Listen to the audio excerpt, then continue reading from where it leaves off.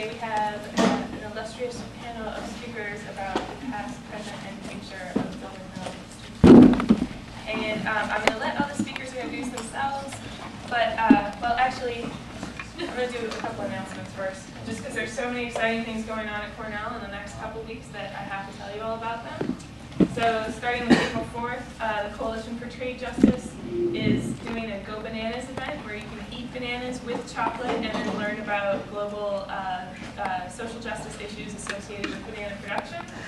And then we have a special NEWAG meeting on April 5th, that's next Wednesday evening at Stewart Little Co-op, to discuss the possibility of hosting the second annual Sustainable Agriculture Education Conference at Cornell in 2007. And we have a visitor from Davis who was a facilitator of the conference this year who's here to tell us about it. So that's going on. We've got next week's speakers are Damian Parr and Mark Van Horn.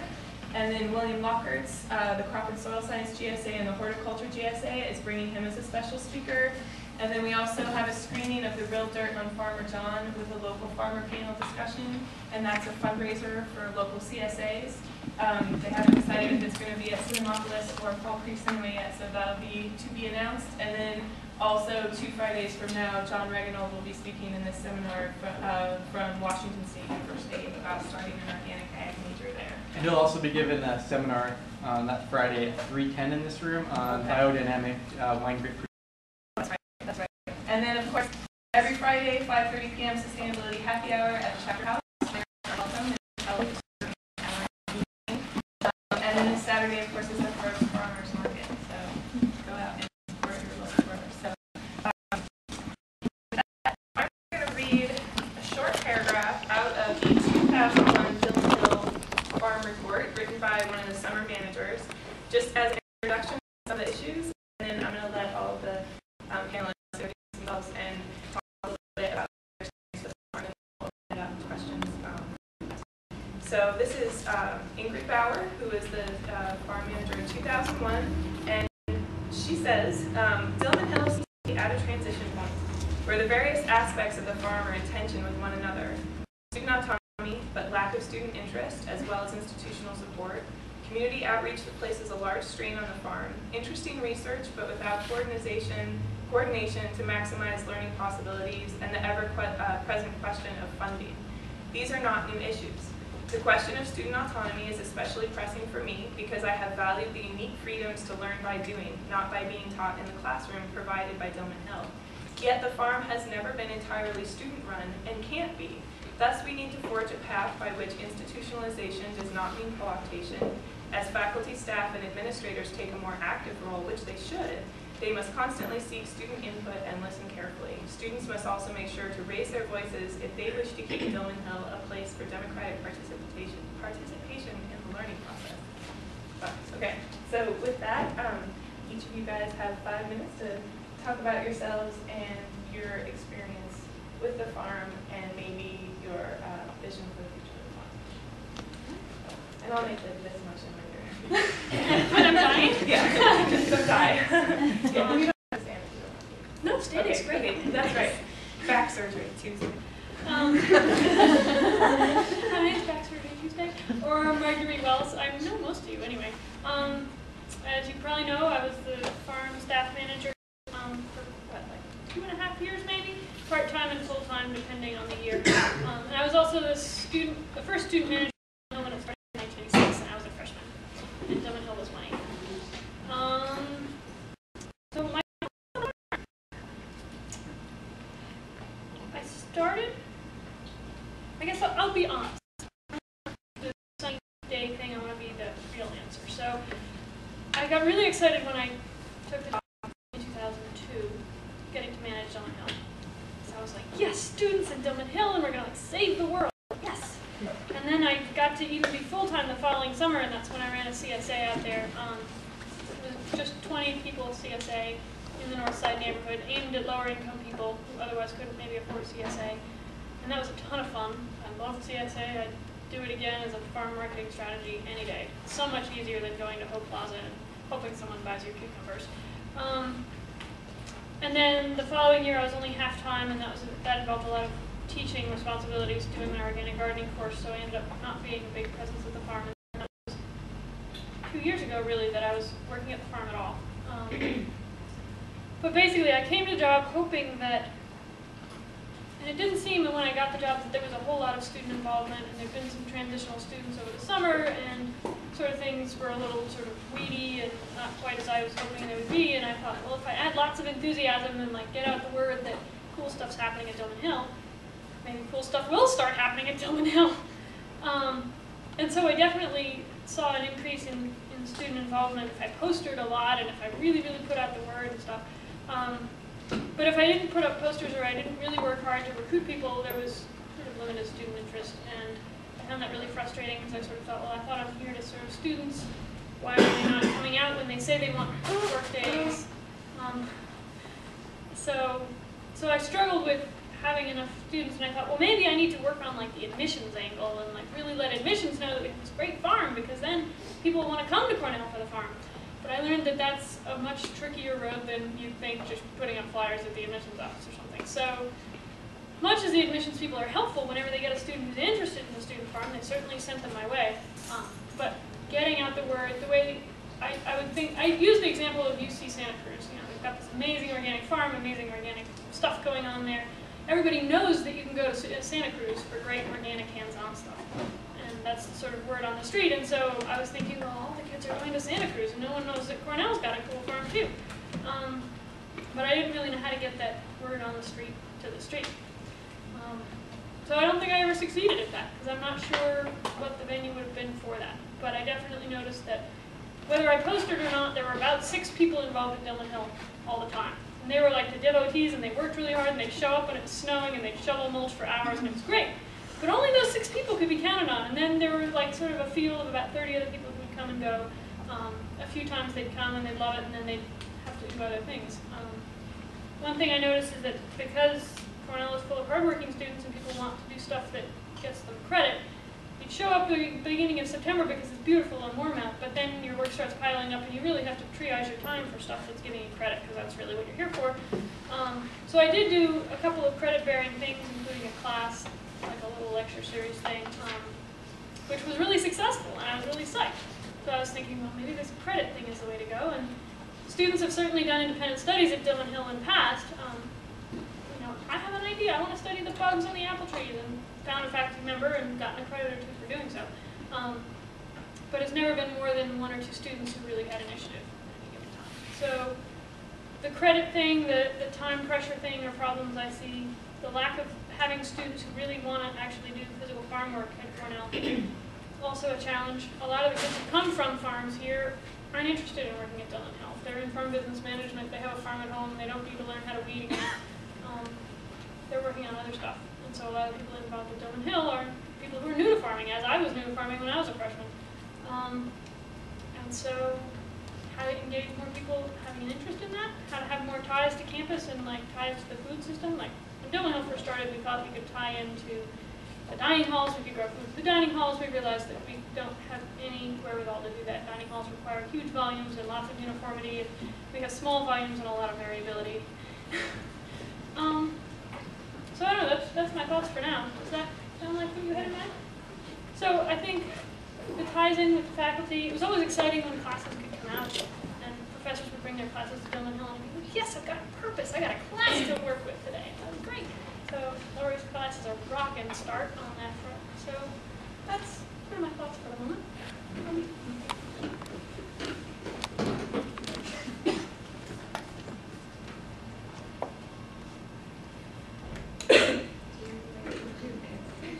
Just slip out of it.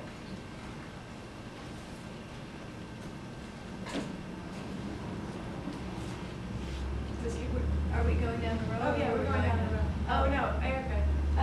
Sorry, I thought you guys were sitting in order. Never mind, we never I didn't know that was in order. Okay. Past, present, yeah. You're historical. I'm part of the past. My name is Frenay, and I manage Dilmun Hill in its 3rd season of existence as the student farm. That was back in 1998. And I think at that point, we were probably still riding on the enthusiasm that was generated in the initial creation of the student farm. And I got sucked in because I worked next door to the farm with Baron Blasi from Natural Resources, and heard I had newly converted to vegetarianism at the time and was looking for a source of good local vegetables, and heard that just across the path I could weed vegetables for 2 hours a week and take home a huge bag of fresh veggies. Volunteer-supported agriculture. And I don't know how long that program had been going on or how long it continued after I left, but that's what sucked me in. And I was absolutely new to gardening or farming. I had planted a handful of things in my life, but just had basically a new interest in it. So all summer I ate really good vegetables. That was the summer of '97. And then got involved in the winter with the actual planning and sort of management of the farm, and was particularly interested in how to use the farm as a bridge between the Cornell community and the downtown Ithaca community. So there was no funding for student managers, and there was no continuous staff management at that time. So my friend Jess and I funded ourselves with grants. We had 3 separate grants to fund ourselves through the summer, and then there was a third student who was hired, and I'm not sure what the source of funding was for that, maybe Department of Horticulture or something, to work with us. So the summer of '98 we got started, and that summer we also took over the Blair Barns for the first time. So that was when the farm expanded to what I think is its current size, unless things have changed in the last 8 years. But so we spent a lot of the summer actually dismantling sled dog crates and sort of trying to occupy the barn and start thinking about how that barn could become a real asset to the farm in the future, and ways that it might become part of a center for sustainable living, student housing. We had a lot of visions for it. So we actually did start the visioning process. We worked with some landscape architecture students that summer and started visioning for doing some kind of permaculture work on the slopes around the barns, and terracing, creating greenhouses, renovating the barn, things like that. And then we did a lot with, we continued the volunteer-supported agriculture, and at that time student interest, as I said, was pretty good. We had, I don't know, maybe 20 to 40 student volunteers coming out pretty regularly, and we had some great events out at the farm where we got the deans and folks from downtown. We had a program where we were working with Loaves and Fishes Soup Kitchen and donating produce to them, as well as cooking a meal a week in their kitchen, and then bringing some of the folks who ate there regularly up to the farm to let them kind of get their hands in the dirt and get some experience growing food. And then we had one of our grants funded us to work with GIAC to bring kids up to the farm over the course of, I think it was 6 or 8 weeks, and get them involved planting things and sort of learning about ecology and stuff like that, which was a struggle and a great learning experience. So those were the 2 major community connections that we had going on. We did have a produce stand down at GIAC that summer as well, with mixed success. And then we had professors coming out to the farm occasionally. It seemed like there was just budding interest in starting to really use the farm as a learning laboratory for various classes.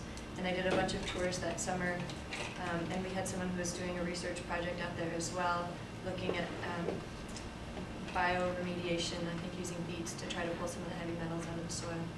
So when I left, it felt like there was still just a lot of energy going into the farm, and that it was only growing, and the university was starting to see it as more of a legitimate venture, and something that would continue to gain more support through the next few years. And when I came back to visit, I think the next summer, or maybe the summer after that, it seemed like things were still growing. And then I just moved back to Ithaca in 2005, the spring of 2005, and it seemed like things had really slowed down. And one thing that I was told, and I don't know really if this is the case, but I was told that when the Freeville organic farm kind of came into the picture, that a lot of university resources were shifted away from Dilmun Hill, because the Freeville organic farm was seen as a better place to put resources going into a sort of sustainable organic agriculture. But I see them as 2 very distinct places. I think they're both very necessary. So I hope to see some more energy put into Dilmun Hill in the future. I think it's an amazing resource to have it so close to campus, within walking distance.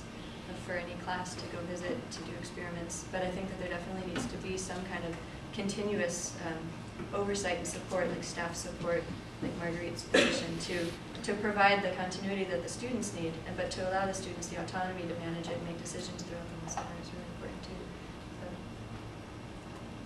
So, that's all. You want to go first? I have yours up, so I'm Okay. just letting you know. I just have to read a little bit because we were. Well, I guess one thing I wanted to just clear up before I get started about this whole issue of resources being shifted from Dilmun to Freeville is that I think a lot of the resources for Dilmun were coming from the Tourism Sustainability Foundation, and that was viewed as a temporary sort of a temporary arrangement, and it was never the intention of the Tourism Sustainability Foundation to be a permanent support for Dilmun Hill. The hope was that the university would step in and then replace those funds, and that never happened. The college, didn't do that, and so as those funds have been diverted to a grants program, there has not been funding for a staff person. And this kind of gets to the, I think that many of the issues we're going to talk about today, the need for sort of a more well-rounded program that involves staff and faculty, as you were saying, so that the college can see the value of Dilmun Hill and also the nut grove that are adjacent to one another.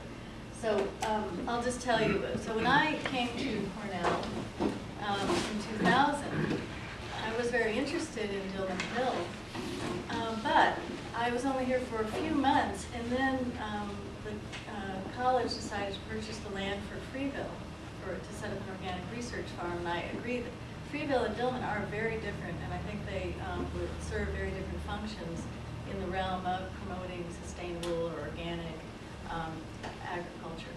And so I was hijacked, or I became the chair of the committee that developed that research facility and worked with a group of faculty and extension, and also farmers worked with us initially to develop that. So I didn't really spend much time working with Dilmun Hill. I did that for 5 years, and then I just recently resigned because I was very interested in working with students and with Ken and others that are interested in developing Dilmun Hill and adjacent nut grove as a learning and teaching center. And that interest sort of stemmed from thinking, well, we need to do some courses that are experiential. I would really like to do a class that got me outside and was fun, to sort of counter the other things that I do. So I'm just going to show a few slides. I thought it would be interesting for people that haven't seen it. For people that haven't seen these pictures of the area that give you a little bit of historic perspective. And we know that Dilmun was formerly Orchard, and that also goes for this is McDaniel's Nut Grove area. So if we just go through these, this is Dilmun Hill, you can see all the orchards. You can just progress through them. So we're at 1954. And those of you that have been out there, you know that this area is a secondary successional forest right now. It has a lot of invasives, but even in 1954, there weren't really any trees there. So this is a young forest. Go ahead forward to the 60s. So we've lost most of the orchards now that were in Dilmun are mostly gone. We still don't have much forest. We still have some orchard there. Ken, what's going on with the McDaniel's nut grove at this point? Those trees that McDaniel's began planting in the 30s, grafted walnuts and hickories, you can see them beginning to mature here. They still haven't closed the canopy, but this is the central focus of where he was planting. He's also planting a little bit over here. And eventually, in another decade or so, canopy closure, and it's a very different site today. Now we're in the 90s. That still predates when Dilmun Hill was established. We're beginning to see some scrub and things move into where we now have secondary successional forests. And then the next one is sort of our current situation. And Ken will talk a little bit more about this, but what really attracted to me to using this resource, well, I have to admit that losing Redbud Woods made me feel like, better get going on this. You don't know what you're going to lose next.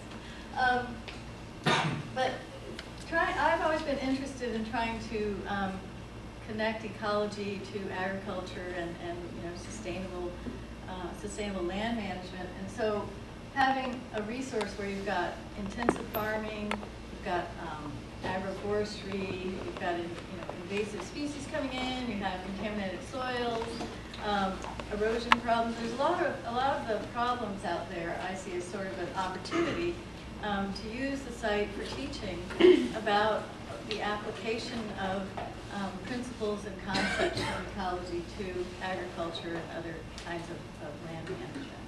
I think the next one is.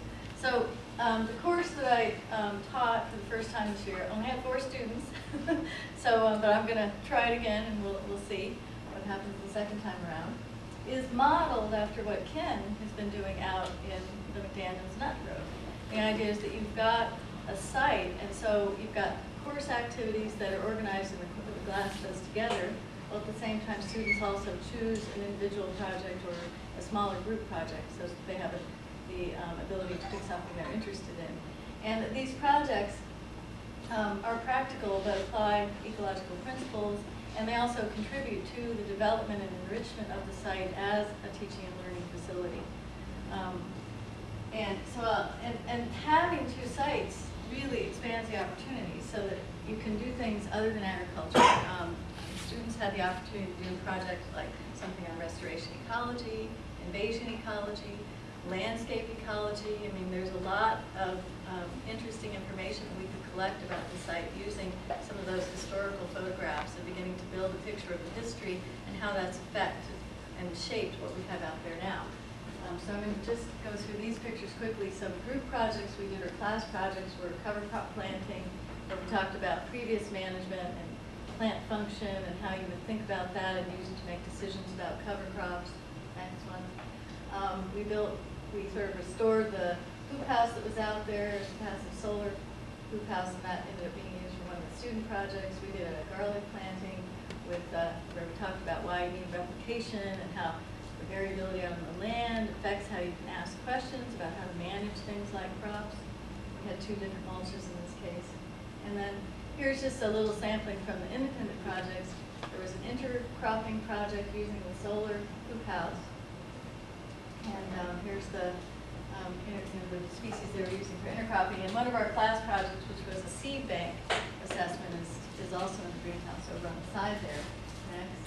And then they did harvest and assess the fields and wrote a report. And we're saving these reports as part of the sort of the documentation and the history that can be used for future classes to develop projects and questions. And the other pair did a restoration of the perennial herb garden that some of you may have seen out there.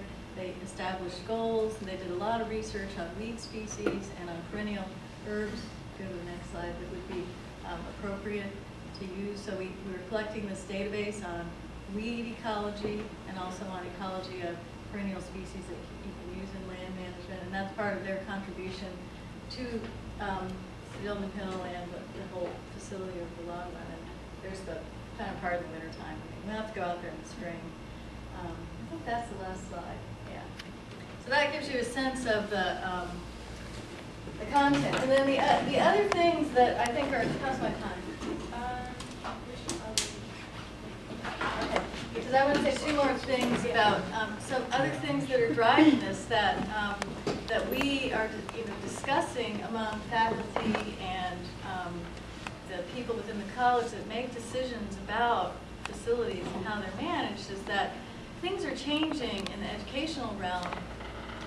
In the universities, there's move towards using more active learning approaches, experiential learning, collaborative learning, and that having a resource like this is just really necessary for those kinds of approaches. And secondly, with the initiative, the sustainability initiative that the university has adopted, that we need to be able to teach interdisciplinary experiential courses, because sustainability is a multidisciplinary, complex kind of issue. And so we're very, very lucky to have this kind of a resource and to have students that are interested. And we need to find a way to sort of form a group to work together so that we have student leadership, we have faculty leadership, and can kind of increase involvement from both groups and staff too. I don't want to leave anybody out. Graduate students and community members. Wildlife. Right. It's all stuff. Yeah, no deer. So Ken, Ken. Okay. Yeah, I'm Ken Mudge from the Horticulture Department. And it's really nice to see all you people that are at least curious about it. If that's your reason for being here today, and I see a lot of faces of people that are passionate about it. I think Marguerite and Erica referred to their what they had to offer as from the past. That's an incredibly important past. It may not ever have been a groundswell, but it's been a persistent thread all the way through. And Dilmun hasn't died. It persists, and I think it's ready for another boost up. Very excited about that. But, well, I go back to 1980 around here, and of course Dilmun didn't get started at all until about 1993, right? Six, okay. And I sort of heard about that, and in fact I even got to hear Rich and Heather give their presentations on the vision statement, which has turned out to be, you know, a good general guideline even today. But my closer involvement came about 5 years ago when we discovered this thing that we call the McDaniel's nut grove. I've had a long-term interest in agroforestry, forest farming, which is planting non-timber forest crops under an established canopy. And we found a gold mine, in a sense, where Lawrence McDaniel's, professor of pomology with a vast interest in temperate nut crops, had planted about 200 grafted nut trees as a variety trial. And as he got older and retired, he was less and less involved, and eventually it just filled in the secondary forest. And it was pretty well near impossible even to see it, because what tips you off when you go there are these graft unions that are very obvious. You know some horticultural has been going on. But they were completely covered by the honeysuckle and other invasive plants, and you literally couldn't see them. I just happened to walk through one March or early April day and started seeing these graft unions, and it kind of went from there. We quickly recognized that it was an area that could be restored and renovated as a teaching facility for agroforestry, which is a sustainable land use practice, and it's every bit harmonious and compatible with the organic farming goals of Dilmun. I mean, for one thing, it's just smack dab adjacent to Dilmun. Yeah, okay, you can see that here. There's the Dilmun border, and what we consider the McDaniel's nut grove extends all the way across here. We've only developed this section right in here. You can even tell that the honeysuckle's been cleared in this. Well, anyway, the honeysuckle's been cleared. Whether that shows well or not. Maybe not yet. And we've been going to do a few things out here. But one thing we did this summer was to join the two with a trail, make it so you can actually walk there without ducking and things like that. And the thing, you know, I sort of changed my whole mind about, as I've been here longer, I've changed my sort of philosophy of teaching. I used to stand up and give lectures about agroforestry and physiology and graphs and stuff. And eventually became convinced that you just have to go out there and do it. And that's, students at Cornell don't get enough of that, and they really look for that sort of thing. So the very first year we offered this course called Practicum in Forest Farming. Had about 12 students and didn't have much of an organization. We just put them to work. We were doing all sorts of things. You might say how Tom Sawyer paints the fence or something. But we're doing crops, non-timber forest crops, like shade-tolerant berries, medicinals like American ginseng, shiitake and oyster mushrooms, and some other mushrooms coming along. And of course these magnificent nut trees, the hickories and the walnuts. And all these things, except the hickories and walnuts, are shade-tolerant crops that can more or less thrive under a forest canopy. We're trying to figure out how much how productive they can be. But at any rate, students have been involved in installing the infrastructure, the stairways, the bridges, in planting those crops. We've had them involved, especially this last fall, in helping us with the long-term design of the site. We've got some really good suggestions from students, and we're working towards a sort of master plan. But I don't ever want it to become totally finalized, because I want students to have the opportunity not only to take the soil pH, because we ask them to, but to do something that helps build McDaniel's microbe. And that's sort of the background that Laurie referred to, where she thought it would be prudent to do participatory sort of course. Call it experiential learning, if you will, at the farm. And so, what arose not too long ago, a year or so ago, was, in fact, one of you folks mentioned that TSF, one of the original funding sources for Dilmun, Ford Sustainability Foundation, had gradually stopped funding Dilmun. But with this sort of new concept, the idea of promoting Dilmun as a place for experiential learning on an individual basis, on a group basis, and on a class basis, sort of 3 tiers there. We wrote up that idea, and we called it DMALC. And DMALC is supposed to, I wish we had a better acronym. It's supposed to stand for Dilmun McDaniel Agroecology Learning Center. You need more vowels, but anyway. And what it is the fusion. I mean, it's already fused spatially. We can build infrastructure to make it more accessible at both ends. But it's also about fusing the mission in terms of the goals and the approaches that need to develop to use students as part of the growing of the facility, of the farm.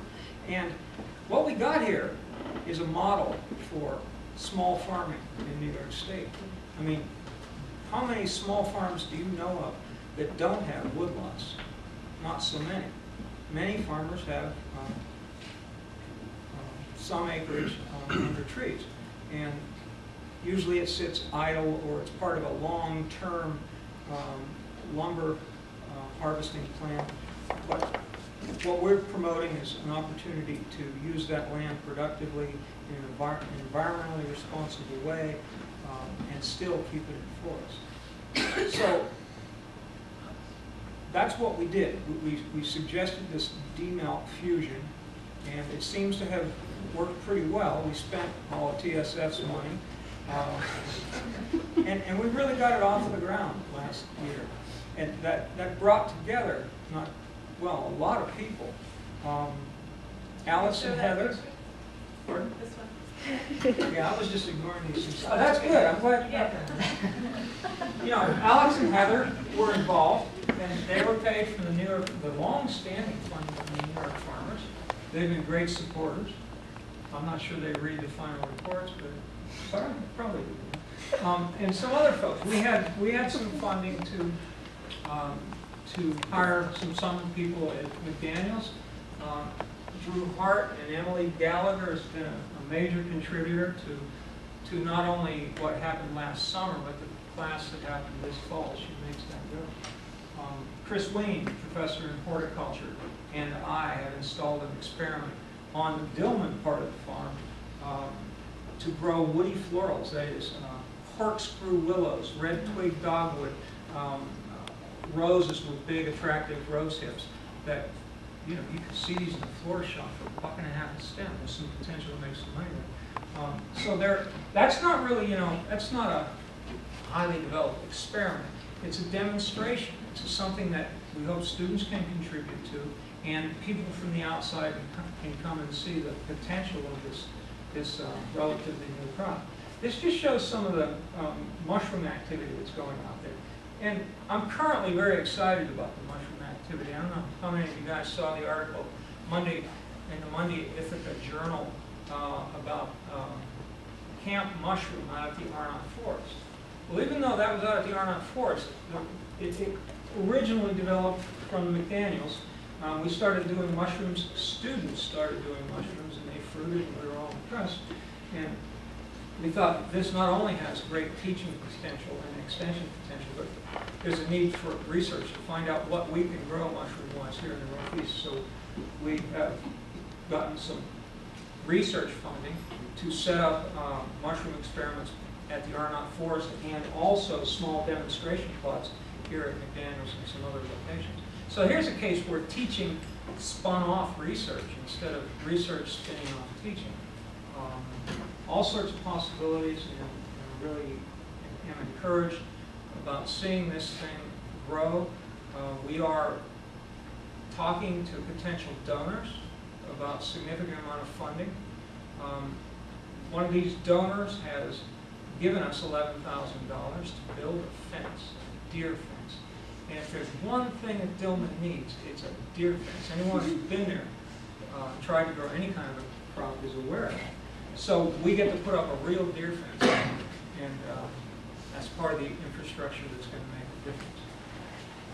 So I'm excited about the future, and hope you guys are too. This idea of having two long-term courses anchor the individual and the group activities that are going on.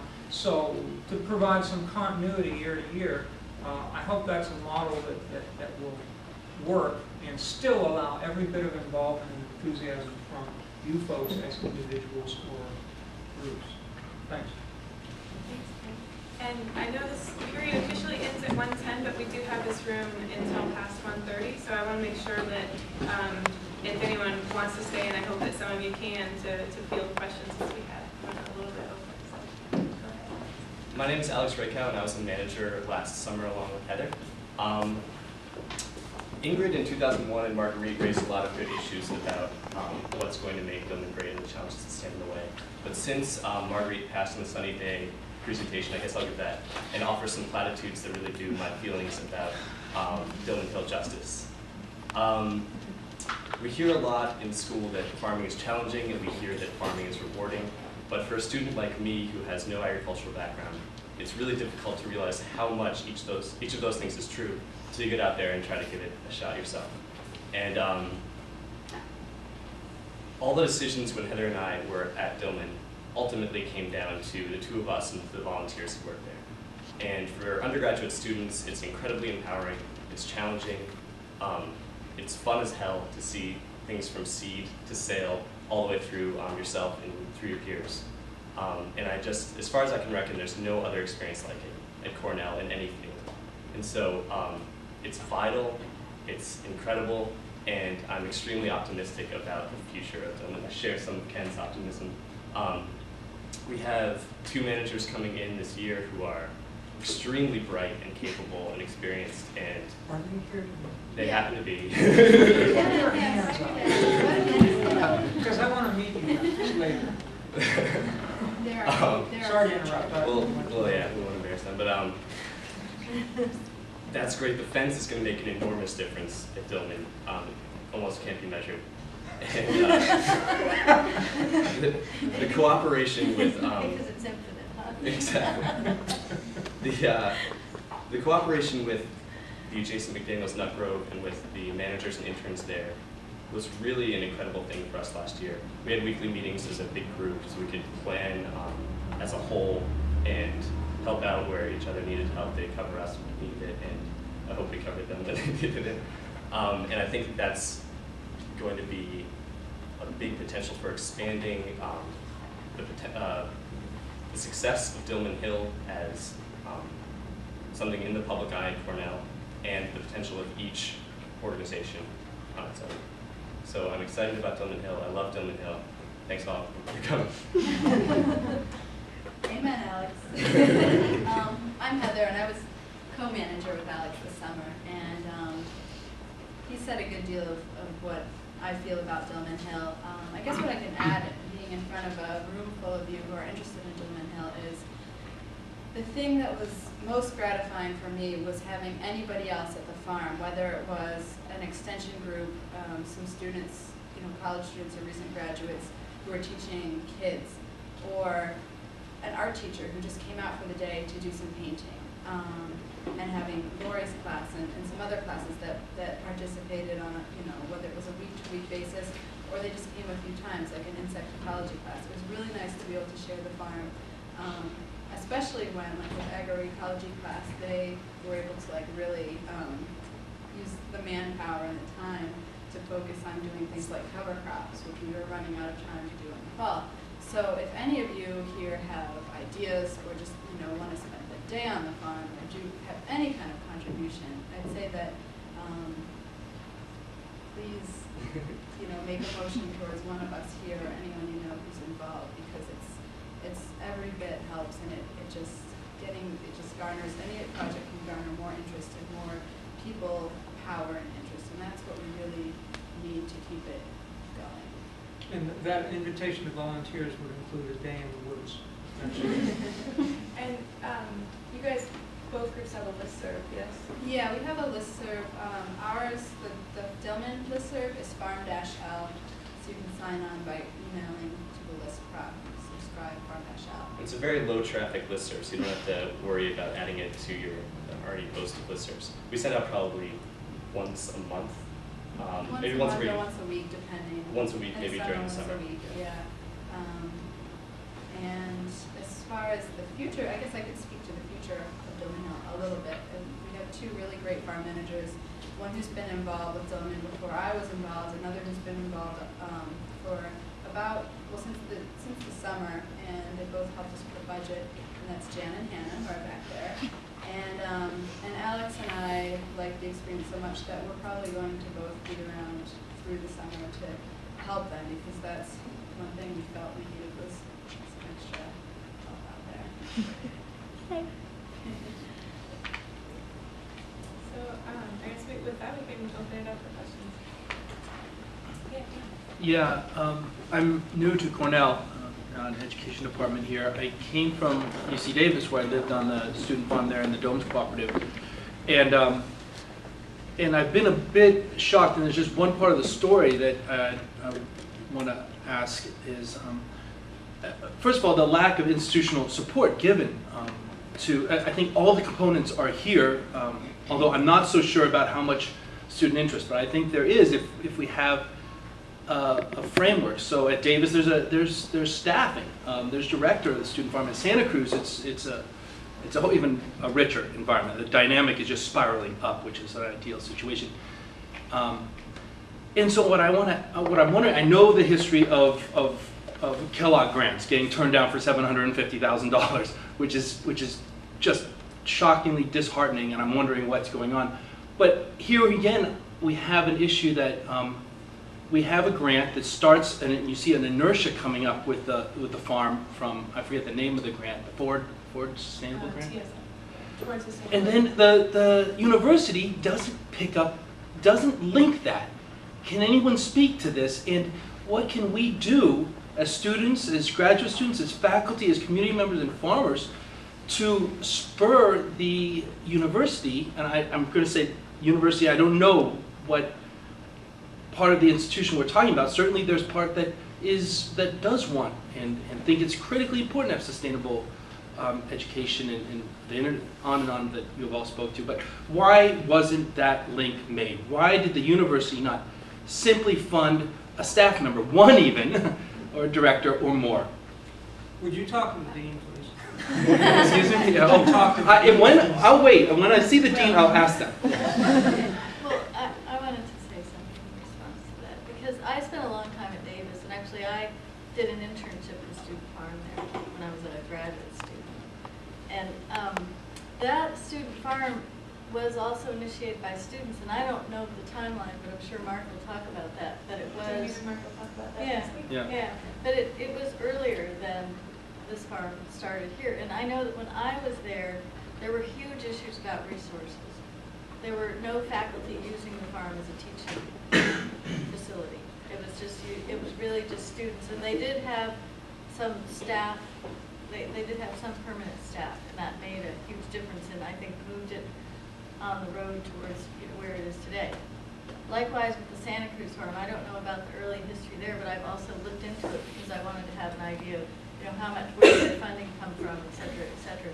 And what I know that part of what happened there is that once they began to build up that course they have, that organic farming course that they teach, that actually funds 1.5 staff people on an annual basis. So they are able to charge enough from that course to fund a full-time staff and a half-time staff person. And so I think that staffing is really important. Now, as for why that didn't happen here, the Towards Sustainability Foundation funding is at a totally different scale than Kellogg. You're talking about a maximum of maybe, I don't know the early history, but 20 or 30,000. Because the total funding coming into Cornell from this foundation, well, it's great because it's been consistent.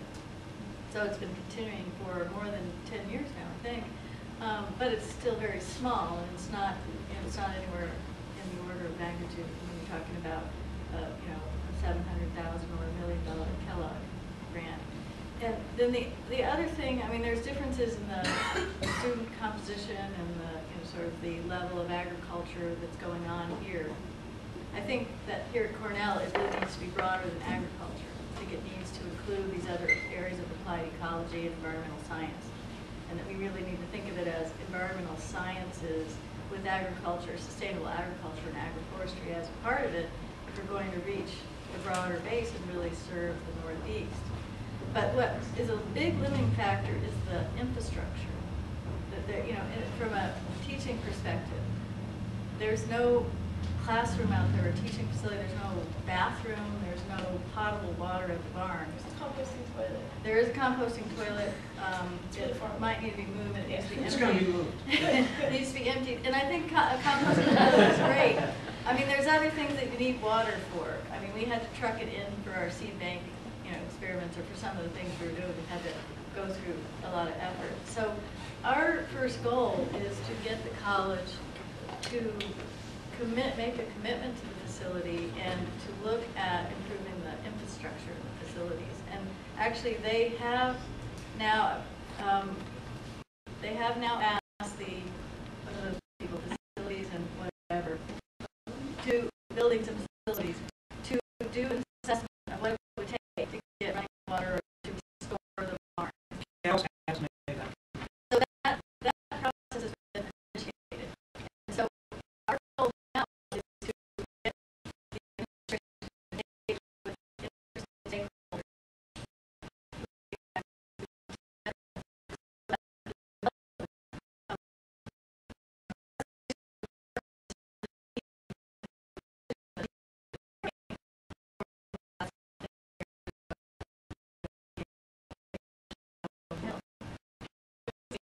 Even has, you know, the barn could be a sustainable living center for students, you know, with sustainable building materials and renovated this way. I mean, the vision's amazing. That it's going around, the vision statement. That would be extraordinarily expensive. I mean, Right. I think we got to think a little bit more practical on that. I mean, it would involve probably plumbing Right. more than exists, and potable water, and all sorts of structural and security things. And it might be out of. I'd rather renovate the barn first and make it a teaching center, and then make it a living center after that. But it's very, very exciting. I think there's so much potential for linking this site and what could happen on this site with all sorts of other things that's happening in Cornell. And I represent the Small Farms Program, and only in the last couple of years I've started working with students. And we see that there's a huge amount of students. We're doing one class, which I have to go now, called Exploring the Small Farm Dream. There's a lot of students who are dying to get on-farm experience, and it could very well be tied in with stuff happening here. So I just, you know, I hope that we can somehow galvanize this interest and combine it with all the other pieces, as Dan said, Small Farms Program,